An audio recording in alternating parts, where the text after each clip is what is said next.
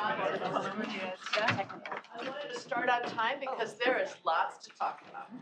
Heat, stress, science, and solutions. I hope you are all here in the right room because this is the place to be. We really want to be able to offer a lot of the science, the quantification therein, how it affects individual health as well as public health, and then importantly, really offer hope and promise that we can deliver on. Thanks to a lot of the work being done at Harvard, thanks to a lot of the work being done around the world, the UN, the WHO, we need to come up with solutions. So we want to be able to talk about that. And then importantly, make sure that we have time to answer any questions that you may have in the audience. So I want to be able to have time for that. So just quickly, we hope that you all have been enjoying this amazing conversation with the Salata Institute Climate Action Week. There are a lot of things to focus on, and we appreciate your being here. We had Joanna Eisenberg, who was a professor of material science at the C schools, be able to be part of this panel, but unfortunately she won't be able to be here today. But I hope that you'll engage her in any future discussions as well, because this is really a multidisciplinary approach to a very critical problem of heat stress associated with climate change. And then in the meantime, we are fortunate to have our panelists. So I'd like to introduce Lisa Robinson, the Deputy Director of the Center for Health Decision Science at Harvard Chan School, and Francesca Dominici, a Professor of Biostatistics at the Harvard Chan School, the Co-Director of the Data Science Institute, and then Gaurab Basu, Instructor at Harvard Medical School and Health Equity Fellow at the Harvard Chan School and Physician at Cambridge Health Alliance.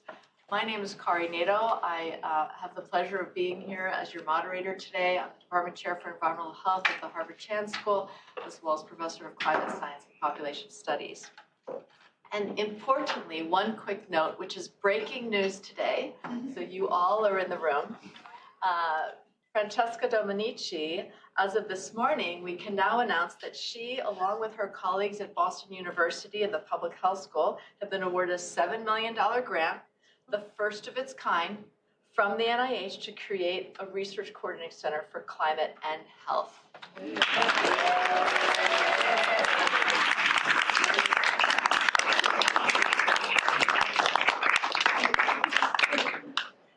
This is the first and only such center in the US. The goal is to dramatically streamline and accelerate our understanding of the health harms of climate change and, importantly, our hunt for solutions to reduce that damage and to deliver on that hope and promise of improving public and planetary health.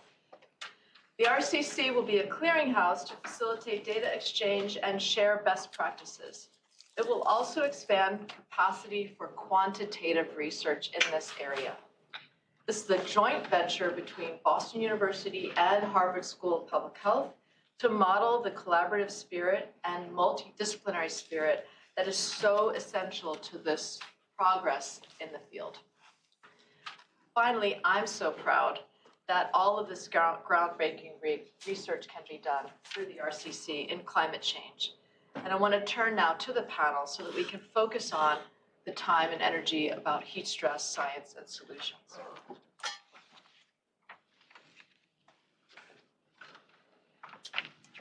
So before we start, I wanted to make sure that we all were on the same page with definitions.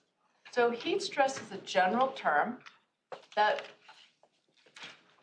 is a term to be able to reflect the variety of health outcomes that result from heat exposure that occurs for a length of time.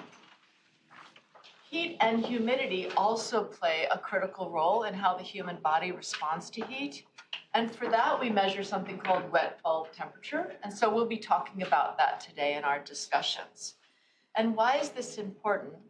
And that's because we expect with the climate trajectories that are recently going to be looked at and modeled out for the next many years until the end of the century, we expect that there will be about a 3 degrees centigrade rise or about a 5 degrees Fahrenheit rise due to climate change with the current scenarios of our policies. And we know that about 95 degrees is the limit to which we can function as humans. But even outstanding that, we have issues with our health, after about 86 degrees Fahrenheit. And that depends on a lot of societal factors, as well as age and other aspects of the environment and context. So I want to make sure that we all look at this holistically and frame it within social determinants of health, as well as public health parameters, and that for which we know physiologically are dangerous to the health of humans. And with that in mind, there are many different organ systems that are affected by heat stress. And I'd like to turn this over now to Dr. Basu, who will give you a case study for what he has seen in the area of heat stress. So as a physician and primary care doctor, how have you seen heat affecting your patients, Dr. Basu? Thanks, Kari. You know, heat impacts everything I care about as a primary care doctor. Of course, we think about things like heat stroke, in which our body is not able to compensate for the heat that we're feeling, and our core temperature changes. We can't keep up with it. It creates inflammation cascades. It causes cells to be permeable in ways that it shouldn't be. Our body can't keep up. So that's a dramatic manifestation. But as we'll talk about today, it impacts cardiovascular disease, respiratory disease, increase the risk of strokes. Obstetrical outcomes is one that keeps me up at night. So it's critical. Sometimes heat can feel insidious. We don't realize it's dangerously hot outside. But I have, a patient I've written about with his permission, and maybe I'll present today, was this 25-year-old young man who came from El Salvador, who understood himself to be in a good state of health. And he was starting to feel some upper respiratory symptoms, thought he had a cold, hadn't established care in the United States with a doctor yet. And his wife was kind of nudging him, hey, you got to get this checked out. And over the course of weeks to months, he started to feel short of breath and something we call orthopnea. When he laid down, he would feel more short of breath and was noticing he was having some fluid buildup in his legs. So he went to our emergency room at Cambridge Health Alliance, was hoping, I think, to get some antibiotics and be on his way, and had a devastating diagnosis. Basic labs came back and shockingly showed that he had acute on chronic renal failure. And so he had to be emergently hospitalized, dialyzed. This is a 25-year-old man, wife was pregnant at the time, out of nowhere. So we think of kidney disease like that to be related to diabetes or blood pressure. He had none of that. And after a really extensive evaluation, he had something that we know as a phenomenon called CKDU, or Mesoamerican nephropathy. It's a phenomenon that's well understood in parts of the world, Central America, Nepal, many countries. He was a farmer back home.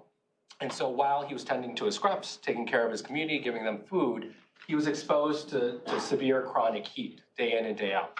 So we have something we call pre-renal events, which means that he was getting dehydrated, and the blood flow to his kidneys was not well enough, and they were getting nicked up probably for about 15 years, and he had no reason to understand that was happening until this dramatic manifestation. And so he became my primary care patient after this hospitalization. And, I used to say he's doing okay. It's been up and down more recently. He's on a transplant list, he's getting dialysis, but it upended his life, of course, and there's many equity implications in all of that, occupational health implications, as you can imagine. But it made me think about whether I was doing my job as a primary care doctor, understanding the way that heat was impacting my patients. And suddenly, I could see it. I was thinking about my older patients who were sweating through the night, babies who were at risk because of heat, pregnant patients, outdoor laborers. Was I really understanding how I take pride in knowing my patients and their context, but I realized I had a real blind spot. And as I came to study this more, came to appreciate that here in Boston, we've had a baseline of 11 days of over 90 degrees of heat a year. By 2030, that's going to be 40. Red line communities are 2.6 degrees Celsius hotter than non-red line communities, fundamentally an issue of racial justice. The New England has warmed 1.8 degrees Celsius, a lot more than the rest of the world, and we're still trying to understand why. The Northeast is the fastest warming quadrant in the United States. So we've got some real things we've got to grapple with here. I think about my family in India and around the world and the survivability, frankly, of where they live. And so I think putting the spotlight on heat today and creating a sense of urgency and putting us at the front of the health conversations. Thank you, Gaurab. Francesca, you analyze large data sets, and I was wondering if you can speak to how you want to quantify the effects of heat stress in large groups and how that can show the impact of heat on populational health. Yeah, thank you. First of all, thank you very much for the shout out for the Research Coordinating Center. And if anyone is interested, please send me an email. I'm happy to get, we need as much as help as possible. So thank you. And thank you also, Gaurab, for really describing and providing a human face to the issue of heat stress and climate change. So yes, my research and my background, I am a statistician and data scientist by training, and just listening to the many conversations during the conference, there was some quotes that I want to put out there. I mean, John Kerry, the secretary, just mentioned over an hour ago that it's really important to make policy decisions that are fact-based.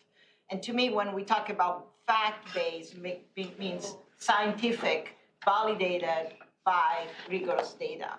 And Gina McCarthy, a couple of weeks ago, she mentioned, and she said openly, well, nothing gets done in Washington, D.C. without talking about the health impact. So what I do is I analyze massive amount of data. That means an entire national care system, 97% of the population older than 65. We have built a data platform. We follow them for over 20 years. We have extremely precise data about their health history and understanding and documenting the health impact of not only heat stress, about air pollution and other wildfires and other climate-related disaster. So let me first tell you the bad news, and then we're going to switch the conversation to the good news. So Gaurab has already given you some of the bad news. I think it's important to keep in mind that these are facts, these are data, that by 2100, the heat stroke could kill more people than all of the infection diseases combined. And there is also heat, in addition of all of the health impact that my colleague can speak with much more authority than I have, but there is also a tremendous amount of cost due to loss of productivities. Now, the reason to be optimistic is the fact that now we have the data, the methodology, the technology to really document the when, the where, the how, and the who to transition toward solution and to transition toward adaptation and mitigation. And I'll talk to you more about that during this panel. Thank you, Francesca. Lisa, you do research on risk analysis and cost-benefit analysis to make policy decisions. Where do you think the field is moving, and how does your research help in understanding heat stress and climate change? So I think that it's very clear from the things that you guys have been saying and what most of the people in this room know, there's a big problem. And there's lots of potential solutions out there. It's really too bad Joanna's not here because she's working on some very cutting edge sorts of things. Problem is, of course, that we don't have unlimited resources. If we spend money on one of these solutions, we can't use that same money for something else. Economists like to talk about this as opportunity cost. I mean, it's not so much the money per se, it's the fact that money represents labor, materials, other sorts of resources. The fact that you guys are all sitting in this room means that you're not out there doing something else. And so benefit cost analysis, the sort of work that I do, tries to help us think through that problem and think about what the most efficient way to spend those resources are. It's interesting talking to people who don't work in this framework because they get very focused on the fact that what we do is we assign monetary values to both benefits and costs. We compare them. We say, here's the net benefits. And presumably, whatever has the largest net benefits is the most welfare enhancing. And I will tell you some caveats in a minute. But before I get there, I've been doing this sort of work for, I think, 30 or 40 years, depending on how you count. And I am now convinced that that net benefit measure is not the most important reason to be doing this work. What benefit cost analysis is a very well-established systematic framework for asking questions about what might happen in the absence of the policy and what will happen if you implement the policy. And that, following that framework, leads you to ask questions and collect data that you don't collect otherwise. I've worked on a lot of analyses. You're a data scientist. She's recruiting for her center.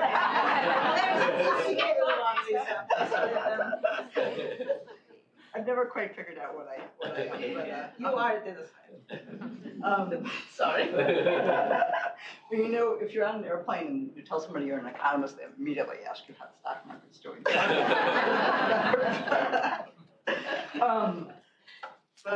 Anyways, you know, I've worked on a lab benefit cost analysis that never got finished because along the way we found out something that made us realize either the policy wasn't worth pursuing or that we really needed to redesign it. So I think the fact that it's a systematic approach that leads you to ask a lot of good questions is incredibly important, the most important thing. The other thing that I think is important, maybe it's just interesting about what I do, is that we have to make decisions now. These are serious problems. We cannot wait until we have all the data that we want. So we're always making decisions based on limited information, bad information. I hope, pray, the people with who do the sort of work that I do have gotten some experience in thinking about how to use that data, because you want to take what information you have, inform the decision maker, so that the decision maker is making the best possible decision given what we know, but at the same time you don't want to be dishonest about it. We need to be clear about the uncertainties, what we do know, what we don't know, and what the implications are for decision making. So I think dealing with messy, I'm sorry.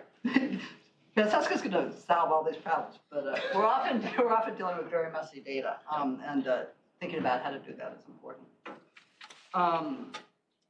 Not sure how much time I have, but I think one thing to ponder a little bit that is related to the data question is that a lot of the solutions that people have been talking about for distress are fairly new ones. We don't have good data on effectiveness.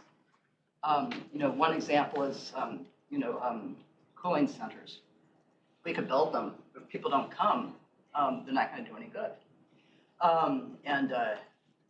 So we really need to be thinking very carefully about how do we design these centers, where do we locate them, what sort of additional services do we need? Do we need to provide transportation, those sorts of things? Do we need to have a big informational campaign in order for those solutions to be effective? My experience has been that we all get excited about these new sexy sounding solutions, and it's only when we start poking at them that we realize there's some limitations. Then I think the final thing is that that gets back to I think what I was saying earlier, is that I don't think anybody who does this sort of analysis that I do would say that it should be the sole basis for a decision. I think we're going to talk a little bit about equity later, but thinking about who bears the cost, who receives the benefits is incredibly important. There are a number of legal, budgetary, policy constraints that affect what we can do. There's things we can't quantify. There's things that have very large uncertainties associated with them. We're often dealing with a number of things that affect people's behavior that we need to think about really carefully. Thank you, Lisa. I think one of the other components of this panel, which we were purposeful about, is that each of you are from different fields. And you approach things in different ways. And like you said, Lisa, not one specific way is going to be able to provide one data point for a decision-making process. So now that the RCC is available, now that these collectives will be working together through multidisciplinary foci to be able to think about climate change solutions, I was wondering if you could comment on how you think we can work together more in that context of multidisciplinary work. Lisa, do you want to start? So this is so exciting for me because this is what Kari is pointing to is what I've been doing my entire career, because you cannot do benefit cost analysis without working with people who come from other disciplines. I need to work with engineers because I need to understand what is technically feasible, how effective it will be, the costs. I need to work with people who understand pricing, the financial side of things in order to estimate those costs. I need to work with health scientists to help me understand what the likely impacts on morbidity and mortality might be. And it's part of what makes it a lot of fun. I mean, it's part of the reason why I can keep doing this for 40 years and I always feel like I'm learning something new. So I'm really excited to see this emphasis on doing more of this because I've had a lot of fun and hopefully other people will too. Yes. Well, I think the urgency of the problem does definitely require a multidisciplinary solution. I think from the science-based and the data science-based perspective has been really illuminating to me that there is an incredible amount of engagement from the computer science field and thinking about optimization. For example, trying to optimize when and where install solar panel to provide the maximum amount of renewable energy. And these are really very foundational optimization problem. And so there are now entire organizations in computer science that are just focused on solving climate change problem. Of course, we need to understand the health element, and then we should never forget this constant conversation with the policymakers, with the environmental lawyers, and with the community engagement. They really provide from really perspective where, yes, they has to be fact-based, it has to be based on data and rigorous science, but has to be the input in making sure what is relevant, and also that we address the right question. I mean, it's interesting, for example, now there was discussed this morning, an increasing engagement from the tech sector. The Data Science Initiative has a partnership with Amazon Web Services, the first university-wide partnership with Amazon Web Services to specifically study consequences of climate and health. And they come to us with the top access to the best possible the technology, data science engineer, but they don't have the health perspective, the policy perspective to address the right question. So it's not only, I think, the time to engage within academia across the discipline, but we see, and this has been elucidated in this conference, the excitement, the energy that gets activated by interacting between the academia and the private and the public sector and the NGO and the think tank, because these are really urgent problems that we need to solve right now together. Thank you. I'll just add one point. I agree with all this. It's just that I think policy can be magical. We'll probably talk about the Inflation Reduction Act a little later, but policy is how we are going to move forward to make systemic change. And in us, and I see people in the crowd who I admire a lot and their ability to feed this information to policymaking spaces. We're not always that good at it. Important to really be working with nonprofit organizations who understand and have the trust of their communities. So it's not just working within disciplines within academics, but it's understanding our role as academics in society and feeding that urgent kind of policy change we need. Thank you. You mentioned about inequities and disparities, and I'm wondering if we can turn our focus on that now. We know that climate change disproportionately affects marginalized populations, especially in low to middle income countries, especially in the global south. And I was wondering, Francesca, specifically, as you look at these disparities in your data sets, how will you approach the issues around health and climate change and heat stress and solutions? Yeah, so it's an interesting, also a little bit of the history of how I got really passionate to look at this issue from a data science perspective. So when I published the first study linking exposure to air pollution and COVID, that got a lot of attention, and you all know that COVID has been really one of the diseases that disproportionately affected the marginalized population. And I was really excited. I got invited to speak on a panel with Senator Cory Booker. And Senator Cory Booker, as you all know, is very adamant about this issue. It was interesting. At the end of the panel, I was having like a one-to-one Zoom conversation with him. And then he basically started telling me, Francesca, you need to look at the data, and you need to look at, I really start to think that even where we are having more stringent regulation or more effective climate change policy, I really think that, he was telling me, I really think that there is still tremendous amount of health disparity. And he said, you have the data to look at this issue. And he said to me, I don't want anything fancy. I don't want anything that no one will understand. I said, I want to have a visual. I want to have a map that I can stand on the Senate and show them what happened. So we actually engaged through 6 months collaboration with this team And that's where really focus and engage also the company, the Environmental Science Research Institute. That is the best company in the world for geographic information system, to really visualize the issue of environmental inequity in the United States. Because so one thing is to talk about and give statistics, but the other thing is just to visualize it.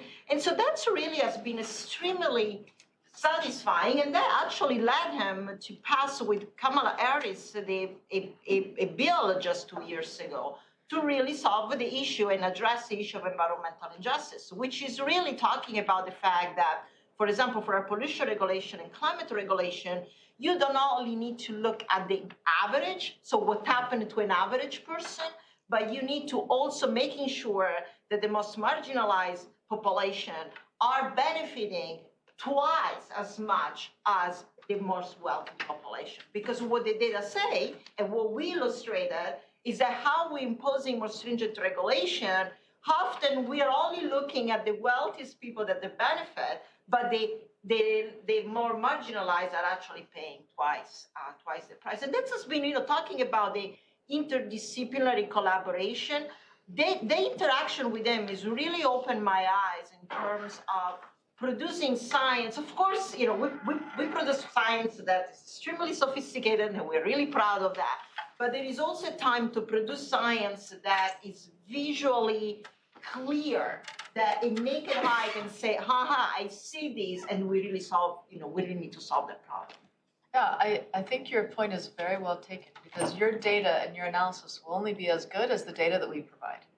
And I think as a public health imperative, we need to make sure that we study populations, especially those that are marginalized, especially those that are underserved, because a lot of our studies up to this point have been mostly done in other populations. And so I think that the onus is upon us to make sure that we can collect that data through public health studies, through randomized controlled trials, to make sure that those represent the underserved. And I think from a population perspective, that's important. But I also want to frame the question in terms of individual and health as it pertains to healthcare providers. So where do you think, Gaurab, as you care for your patients, like the one that you mentioned today in the case, where do you think we should move forward to really help focus on those marginalized populations, those groups that are underserved, and here in Boston as well as other areas? Yeah, maybe I'll start globally, because I work abroad, and there's some critical questions about how we navigate the impacts of heat around the world in these areas that are critically concerning. I'm a pretty positive, optimistic person by disposition, but there's some serious questions we have not figured out about how entities like the UN really help us grapple with forced migration. I think also political conflict, climate refugees. Frankly, we have not made a plan for this, and we have to be honest about that, and we've got to start. And we have not built a global governance structure that can grapple with some of these big problems. But in my clinic here as a primary care doctor, in some ways, it's a basic answer of we got to keep people cool when there's a heat wave. When there's a heat wave coming that's oppressive, we have opportunity to plan for it. We have time. So what do you do? Well, so some of the answers I think are at the basic level of things like tree canopies. I told you how red line communities are 2.6 degrees Celsius hotter than non-red line communities. Again, this was kind of 34 years of kind of racist policy, not investing into red line communities. The studies have shown those are areas that have very low tree canopies. There was a study in Lancet that came out a few months ago, a European study showing that if you can get urban settings to have 30% of tree canopy covering them, you can decrease temperature by 1.3 degrees Celsius and decrease heat-related mortality by 33%.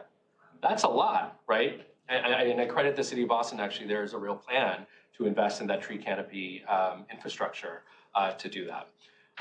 I think, I want my patients to be able to stay cool in their homes, and many of them do not. I think we should stop talking about ACs, because that's a complicated positive feedback loop in the negative sense, in that it creates emissions, right, to strain the grid.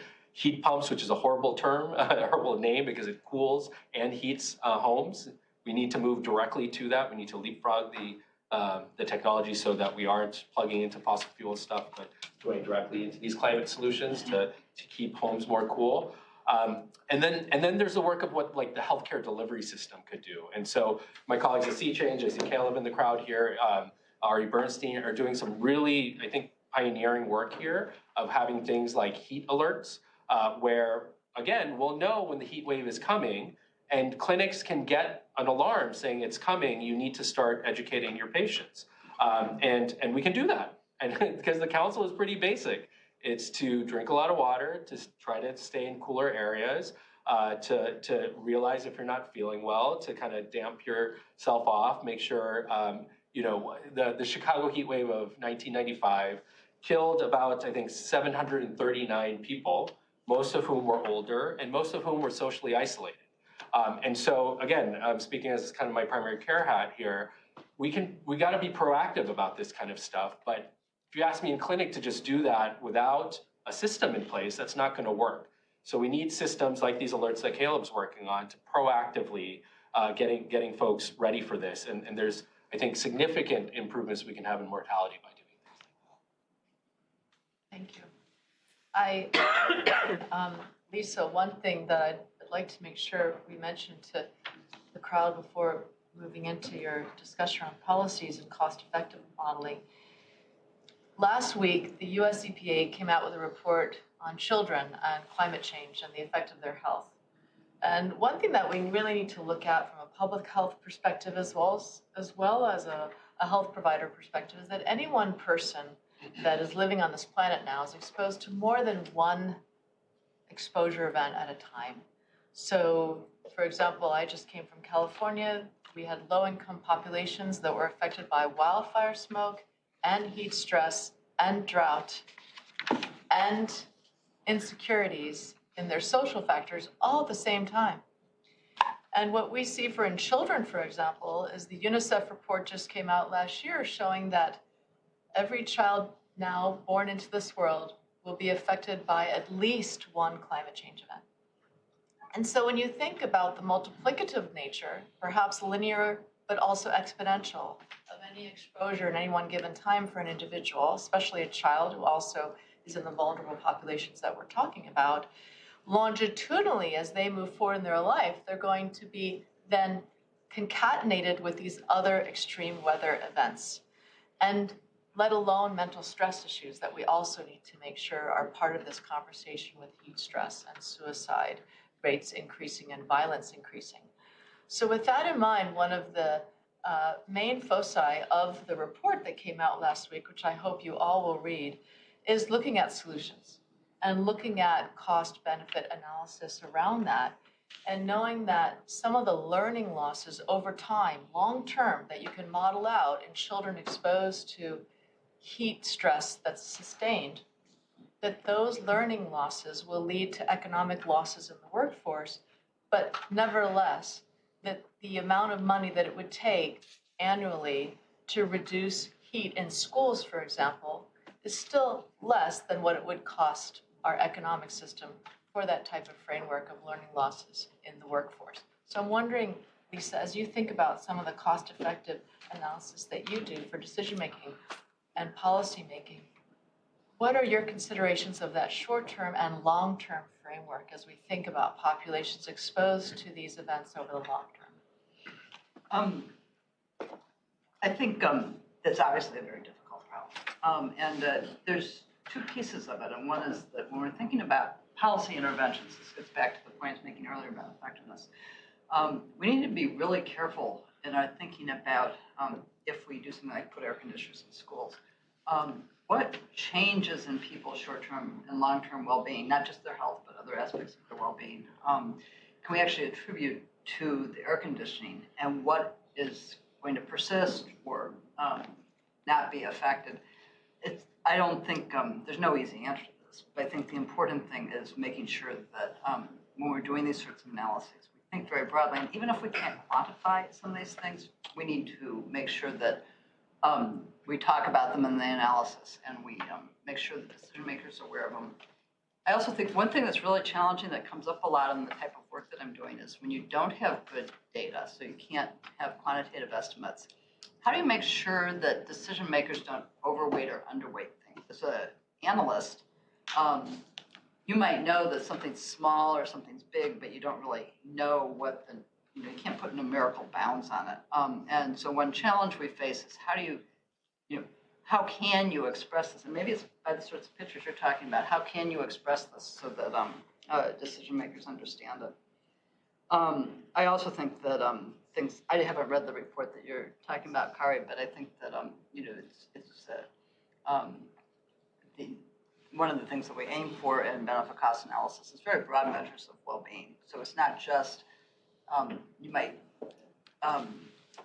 there's some cost that might be averted by the policy. You might earn more money, but it's also the fact that you're happier and your life is richer.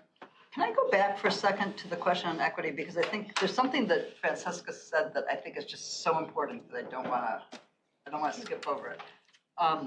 You were talking about costs, and I think how, as an economist, I think about costs and benefits and how you define them might not be the same thing. But setting that aside for a minute, one thing that I've found in a lot of the work on inequities is we focus on health inequities. So we get all excited about policies that that will lead to improvements in disadvantaged populations, and we completely forget about the cost of imposing those policies. And a lot of these, and I think that's a huge mistake, because policies have to be paid for somehow. They're going to be paid for by increases in taxes, or they might be paid by increases in prices, and those prices might affect goods that are bought by poor populations. They might be paid for by decreases in wages, maybe returns to capital for investors. Maybe we worry less about that because they might be wealthier, but not always. Small business owners are not. And I think of this as the manna from heaven problem, because I feel like people think, this policy is a great thing, it's going to help all these disadvantaged people, and they don't even ask the question of whether the disadvantaged people are also going to bear the costs. So I think that's an important missing piece that we need to pay attention to. It's a key point that you want to really understand the inequities and the disparities involved in heat stress and those populations targeted most with and suffer the most from heat stress. And the reason why we also chose this concentration around climate change and health with heat stress is because there are many indirect and direct aspects to heat stress. And so I want to bring the panel into this next engagement about solutions and looking at reductions in heat stress, but it also is reflected in how we're going to work and analyze and watch data as it moves forward with climate change mitigation adaptation. Because with heat stress, it represents sort of the tip of the iceberg. That, of course, we are seeing our global warming. It's predicted to be at about 2.8 degrees Celsius, which is about 5 degrees Fahrenheit, as we said. But with that heat stress comes animal welfare, as well as plants, as well as other aspects of planetary health. That as we think about the warming of the oceans, the coral reefs, the fisheries that will be reduced, all of this will have an impact in our nutrition or in other resources for human health. And heat stress really does represent a lot of the other aspects of climate change that we've talked about at the Salata Institute. So I was wondering if you could also discuss how you think quantification of climate and climate change solutions will help us understand both the indirect and the direct aspects for solutions for heat stress. Anyone want to take that first question? I'll start. It's a very, very complex question and a very rich question. So just going back for a moment about the good news, and so thinking about maybe solution, it's too strong of a word, but let me just say definitely some progress and advancement. So I want to go back for a moment at the role of data science, and the technology to understand the when, the where, the how, and the who. And so, now with machine learning and satellite images and atmospheric chemistry model, we can address very well the when and the where with a very precision, right? We know when and where and the intensity of the heat, of the wildfires, of the tropical cyclones. We know how, because we also know and we can model with a tremendous amount of accuracy the relationship between the different the different greenhouse gases emission policy and regulation on these extreme weather events.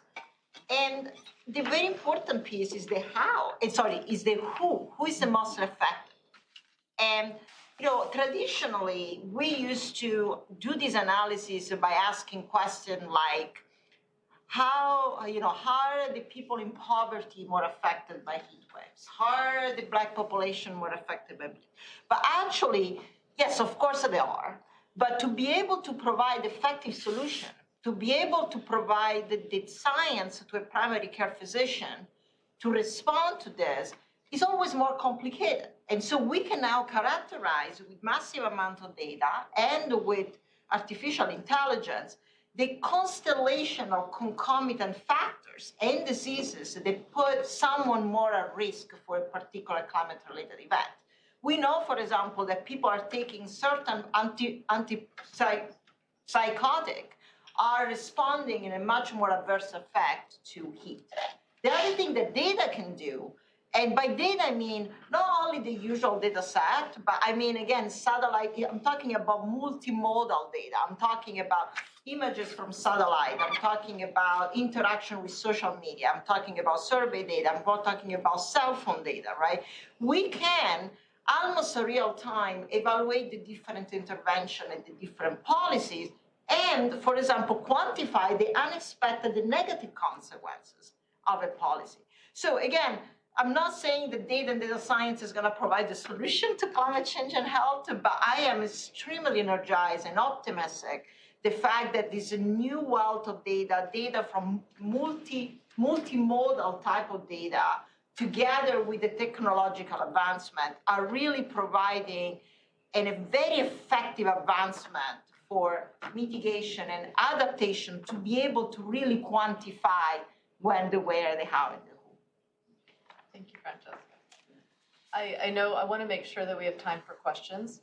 And before we turn to all of you for your questions, I wanted each of you, if you don't mind, in 1 to 2 sentences to answer this question, which is, what gives you hope? Lisa, do you want to start? Being here, seriously. No,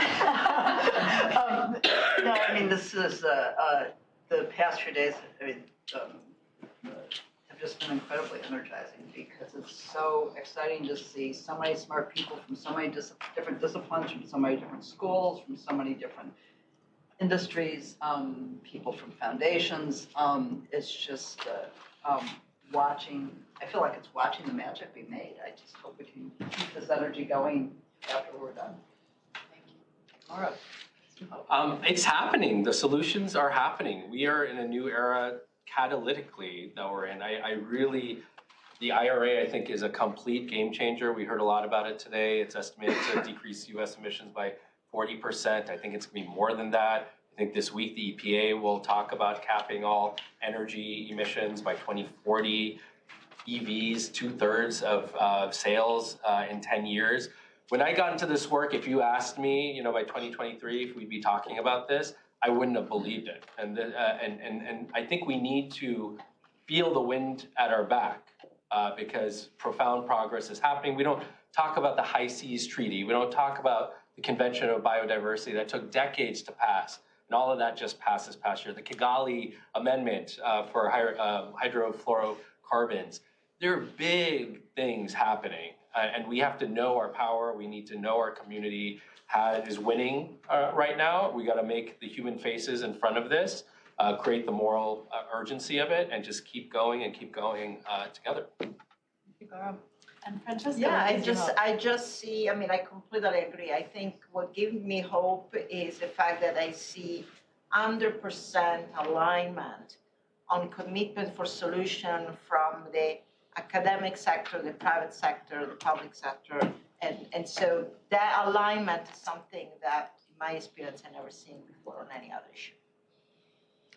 Thank you. And thank you to all of you for being here today. I want to open up for some questions from the audience before we have to adjourn at 3:30. Okay, great. I'm just going to go around the room, and I want to make sure. So, thank you. Oh my gosh, I was in the Sky Deck before and I was like. So I'm with Cory Booker. Where is a good source of data that is not all the data, but if we're working on communicating, engaging, and using that data, the summaries, get to the bottom line, where do we look for that? Well, first of all, 99% of the work I do is all made publicly available. So this was a paper I published in Nature. If you All available. I want the bottom line. Like, where do we get? Yes, I'll release a paper published in Nature, and if you read the abstract, I'll give you the bottom line. If you email me with specific question, I'll give it to you. Excellent, thank you. Okay, great. Do you have our emails? Okay. Are they on? No. Are they through the app or? So we'll make sure that we Yeah. have those two. All right, thank you. I'll come down and give you. Okay, great. Yeah, oh yeah, here's my name. Just Google. Technology. That is also. Next question. I want to make sure yes. Back. Sorry, that yes. me? I actually wanted to ask you, because this may be very obvious in sort of like gatherings like this, but Katie Worth has a fantastic book, which I really recommend everybody read. It's called Miseducation, How Climate Change is Taught in America. And what she looks at is how is it taught in high schools across the different states. And there is a marked disagreement about what we even agree on and what we believe, and hence that acts into our politics. So maybe that's sort of what I'm interested in hearing sort of a response to. How do we break through in places where, this is not agreed and this is not taught? I think this is where health comes in. I think we've got to put health at the forefront. Every time I talk about this, I say I'm a doctor and I'm a parent. And I think the value of a health-based conversation is that we make it human. It's a lot of work, to be honest, but my goal in any one of whether I'm talking to policymakers or a friend, is to understand what they love and care about and translate what climate means to them. Because it is a threat to everything we love and care about. We just have to find that and explain it in those terms. That point about understanding what they care about, I think, is so important, because I think one thing that one mistake that we all fall into is we think that the people we're talking to are just like us, and of course it's not true. Not true. And we need to understand our audiences. We need to understand the way they think. We need to understand what is the primary concerns are, and we need to realize that what they care about, what's important to them, the things that they can and can't do, the things they understand, don't understand are different from us. And I think that that's a really important step in this conversation, is that realization. That's a really broad question on education, so at some point we can circle back on that. But I think we do have a lot of thoughts. But thank you for raising that. Yes. Me? Yes. I'll say too, we're having an event at the Ed School tomorrow, which we'll talk about. So I encourage you to come. But also appreciated your comments about the disproportionate impact on children and kind of those long-lasting impacts on children. And I'd love to hear from you all too, what role you think pediatricians play in actually helping family members understand the impacts on children and where they should go in the event of heat waves. Great. Do you mind if I do that? That's you. So I'm a pediatrician and really excited to be one, also a parent. But within that, one of the things that the American Board of Pediatrics has done now and really taken a step forward is to actually have climate change related questions on the board. So basically looking at things from the grassroots level and looking at things from top heavy level, right? And there will be people that study for the test, obviously, and that will help in educating pediatricians more. But then the other aspects of pediatrics, which I find really interesting, is that focus on prevention. We have mandatory anticipatory guidance documents that we have to follow to check off the boxes when we give vaccines. And so what I hope happens is that the American Board of Pediatrics actually comes out with specific anticipatory guidance documents to educate patients as well as families, because that's an opportunity to be able to have the pediatrician interact with patients. And a lot of times, healthcare providers are that trusted voice to be able to educate the public, but also individually when they take care of individuals. And then finally, thanks to the US EPA, the Committee for Children's Protection is focusing right now on infrastructure and on solutions for children and pregnant women. So the Biden administration is rolling out one large white paper to be able to be a compendium to the report that just came out from the EPA. Think about solutions and frameworks for pediatricians, for other aspects of children's health to protect them against climate change. So thank you. Yes. Thank you so much for this. I work with cities and towns in the Boston area trying to shift people from a blizzard culture to a heat wave and a monsoon culture. And so we're not adapted as well as countries that have traditionally been hot. And one of the things that I am looking for is an understanding of what people at different ages need. Like elders don't really need splash pads, but toddlers do. You know, and teenagers need cool places to hang out that are cool without their parents, and old people don't want to hang out in an air-conditioned basketball court all summer because it's not like a flood where you go somewhere and go home. It's all summer. And how much are people thinking about, and how much information can be conveyed around the social aspect? People not necessarily wanting to go to an emergency shelter over and over because of heat. What can we do that integrates into people's lives and has some public infrastructure that helps? Yeah, I mean, I hear you, Julie. You're doing great work on this. I mean, I think we have to know our patients' lives and be able to communicate that. The first thing I thought about when you're describing that is, again, the folks who are isolated, right? Like what they need.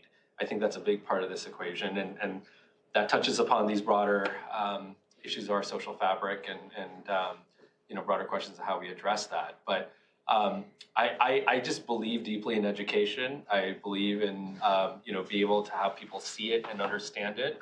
And I think my patients can customize, can ask for what they need. But you got to open up that conversation. And unfortunately, we're going to be seeing these year after year now. It might take a few years for us to get used to these new threats, but we'll have a lot of practice now. And so we can year by year get a little better of getting a splash pad to the kid when we forgot to one year.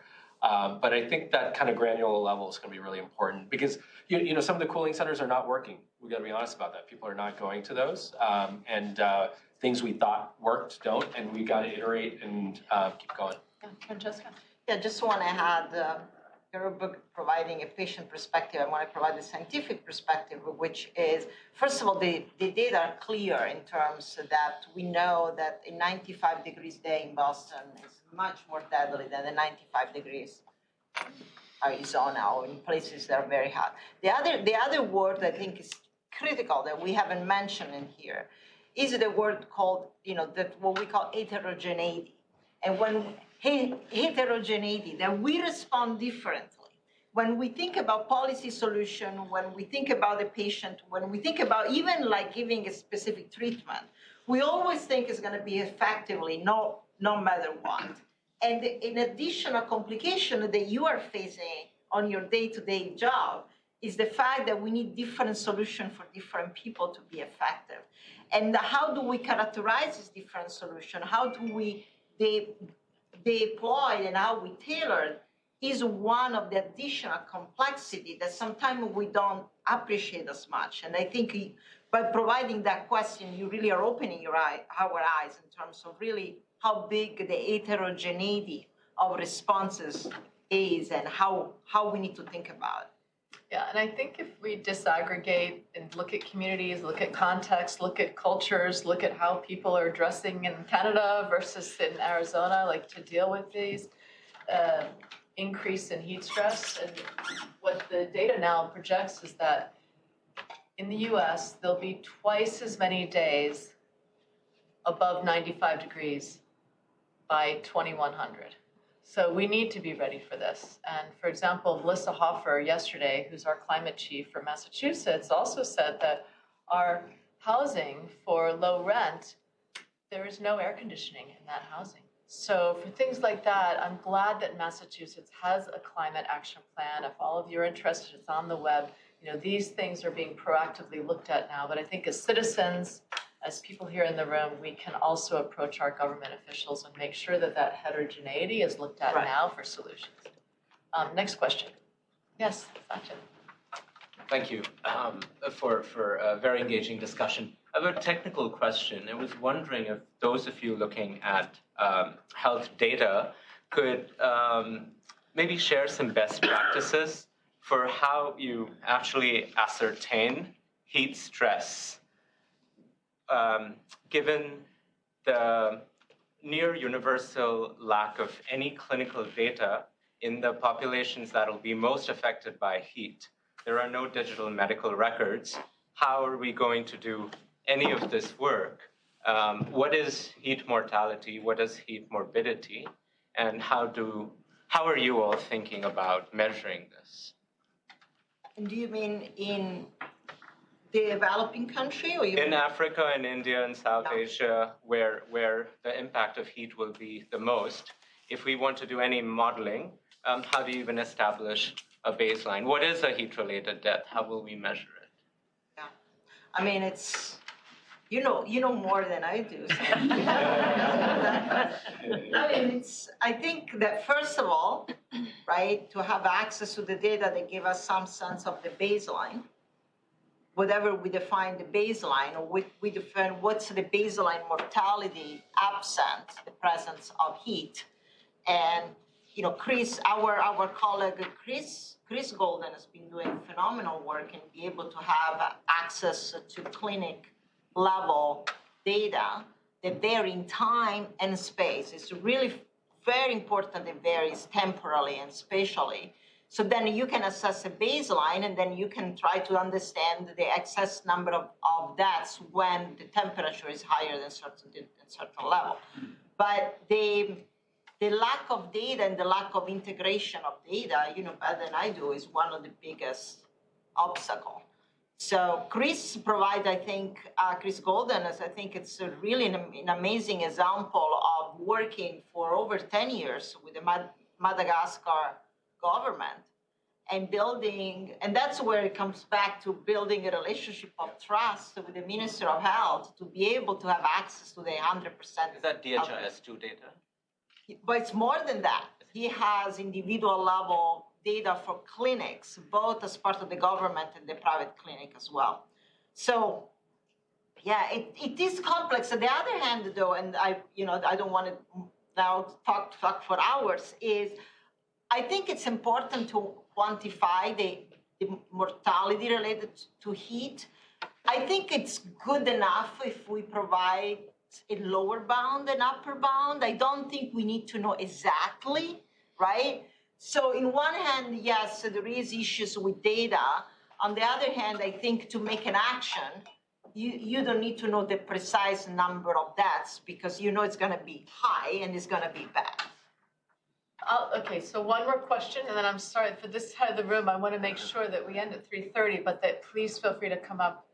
We do have this room for a little bit longer, so I want to make sure this side of the room gets their questions answered. Yes? You could go ahead. Okay, great. You had raised your hand. So I was kind of building on what Julie posed. So knowing that there is a lot of resources coming as part of the IRA with Justice 40, and I was wondering from your perspective, if we are talking about investing in public health infrastructure for heat, one obvious piece that, from the perspective of planting more trees or creating, better natural open spaces for communities to take advantage of. I'm just curious, what does the public health / social infrastructure look like if you had, your ideal conditions where investment should be put into? So does it look like the vaccine camps that we saw during the pandemic? Does it look like our creative solutions around getting food to our elderly population? I'm just trying to visualize and also understand if we do invest at a level that provides the needed services to the most vulnerable populations that we have around us? What does that look like? Yeah, and I know we're short on time. We really could take a whole day on this, which hopefully, and longer. But importantly, we want to sustain this conversation. So that's another aspect to this, is hopefully Salida will be having more of these events. But to answer your question quickly, is UNEP has put together Beating the Heat. It's a great document where it actually goes through some of the best buys that you can do, especially for low and middle income countries, and especially in underserved populations. So you can kind of look at that for a framework. They mostly focus on cities, but it gives us some sort of socialization factors and rankings of what to kind of approach first.